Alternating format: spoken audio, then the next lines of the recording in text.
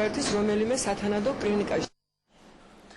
ზოგადად საგანმანათლებლო სკოლების საშუალო საფეხურზე ახალი არჩევითი საგანი მსოფლიო კულტურა შემოდის. ამ თემას პედაგოგთა კონფერენცია მიეძღვნა, რომელსაც საქართველოს განათლებისა და მეცნიერების სამინისტროს ეროვნული სასწავლო გეგმებისა და შეფასების ცენტრის ორგანიზებით გაიმართა. ახალი არჩევითი საგანი პილოტირებას გადის 12 საჯარო და 2 კერძო სკოლაში თბილისსა და საქართველოს სხვადასხვა რეგიონებში. პედაგოგთა კონფერენციაზე მონაწილეობდნენ ეროვნული სასწავლო გეგმებისა და შეფასების ცენტრის მსოფლიო კულტურის ექსპერტებიც.